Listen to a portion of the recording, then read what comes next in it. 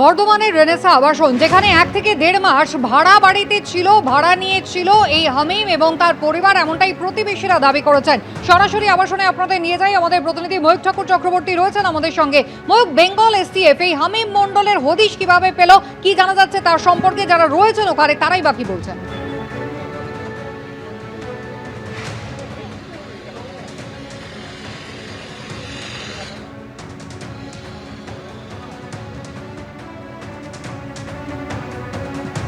হামিম মণ্ডল, তাকে কিন্তু গ্রেফতার করা হয়েছে। বর্ধমানের এই রেনেসা আবাসন, যা দেখছেন জনবহুল একটি আবাসন, সেখানেই 1.5-2 মাস ধরে সে তার পরিবারের সদস্যদের সঙ্গে ভাড়া নিয়েছিল। প্রতিবেশীরা এমনটাই দাবি করছেন। হামিম মণ্ডল, সে হচ্ছে সাজ্জাদ ভাট ঘনিষ্ঠ।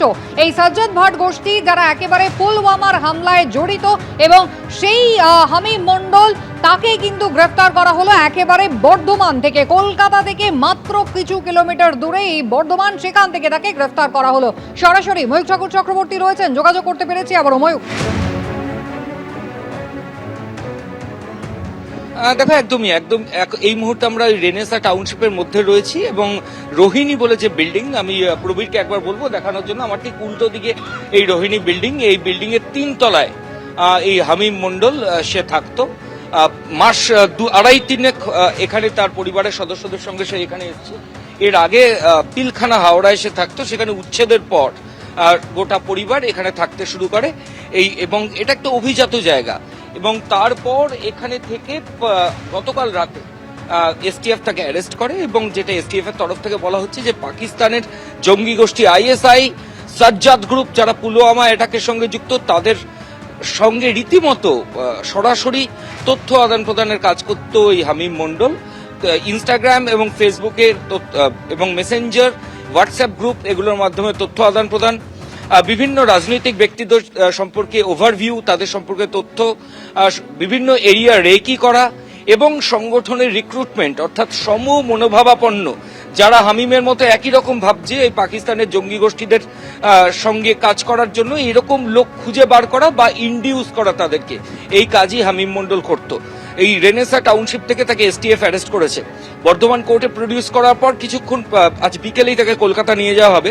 আমার সঙ্গে রয়েছেন ওই রেনেসার রোহিণী টাওয়ার, রোহিণী বিল্ডিং, যেখানে ওই হামিম মণ্ডল থাকতো।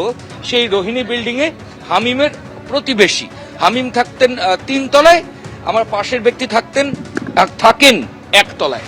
আচ্ছা, এই যে গ্রাউন্ড ফ্লোরে আপনি থাকেন, এই যে এসটিএফ বলছে তো মারাত্মক অভিযোগ, পাকিস্তানের জঙ্গি গোষ্ঠীদের সঙ্গে ইনফরমেশন শেয়ার করছে, আপনার বিল্ডিং এর 3 তলায় থাকছে। কতদিন থাকবে?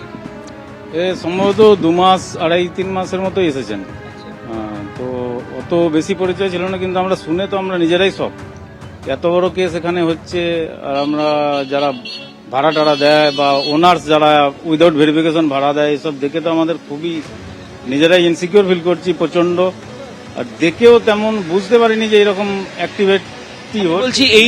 এই যুবক, এই 24 বছরের যুবক, এই যে মারাত্মক কাজের সঙ্গে যুক্ত, ওকে দেখে আপনারা কিছু আঁচ করতে পারতেন? না, দেখে কিছু আঁচ করা যায়নি। আর অ্যাকচুয়ালি এদেরকে দেখে আঁচ করাও যায় না, তো স্লিপার সেলের মতো কাজ করে, কি আঁচ করবে?